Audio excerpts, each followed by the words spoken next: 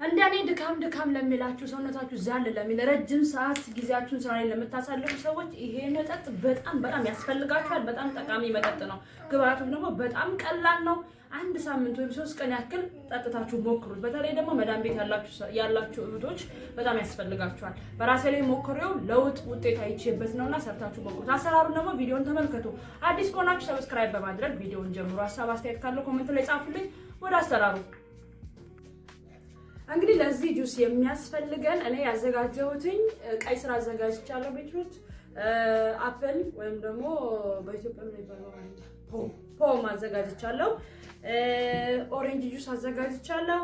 ማር አለኝ ማለት ነው። እናንተ በፖሙ ወይም በአፕሉ ቦታ ስትሮበሪ መጠቀም ትችላላችሁ።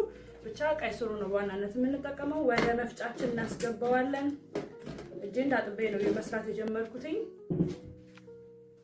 ከዛ ጁሳችን እናስገባለን። አንድ ማንኪያ ማር፣ ስዊት ማትፈልጉ ወይ ማይመቻችሁ ከሆነ ማሩን መተው ትችላላችሁ። ያው ግን ማር ኃይል ሰጪ ስለሆነ ብንጠቀመው አይከፋም።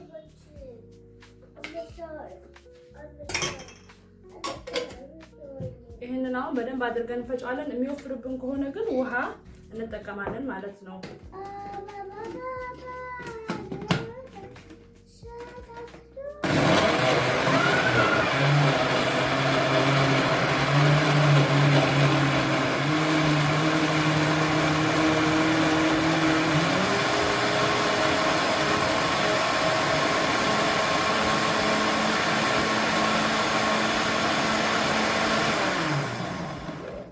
ይፈልጋል። እንደዚሁም ከቻላችሁት መጠጣት ትችላላችሁ። ግን እኔ አጠነፍፈዋለሁ፣ እንደገና ቀጠን አደርገዋለሁ።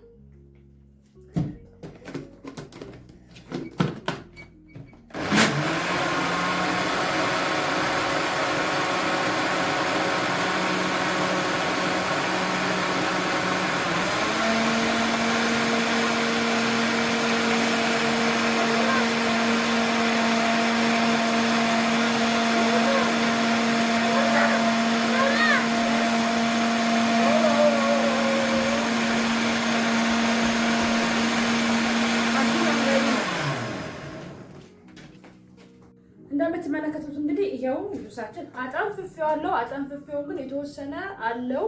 እናንተ ግን አቅም ካላችሁ ሳታጠነፍፉት ብትጠጡ ሞር ተመራጭ ነው።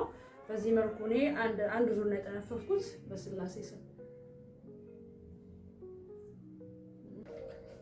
ይሄንን መጠጥ እኔ በነገራችን ላይ እኔ 12 ሰዓት ነው የምሰራውና በጣም ስለምሰራ የሰውነቴ በጣም ነው የሚደክመውና ኢነርጂ በጣም ያንሰኛል። ድካም ይለኛል። በተለይ በእረፍት ቀኔ በጣም ነው ድካም ዛል የሚያደርገኝ። ግን ይሄንን መጠጥ ከጀመርኩ በኋላ በጣም በቃ ፉል ኦፍ ኢነርጂ አቅም ሰጥቶኛልና በጣም ነው የሚሰራው።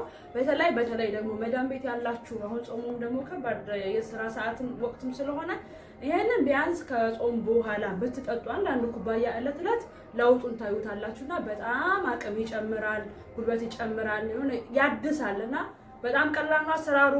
በጣም ኢዚ ነው። ምንም ወጪ የለውም። አንድ አፕል፣ አንድ ቀይ ስር እንዲሁም ደግሞ 2 ብርቱካን ጨምቀን መስራት እንችላለን። አንድ ኩባያ በቀን ብንጠጣ ውጤቱ በጣም ከምነግራችሁ በላይ ነው።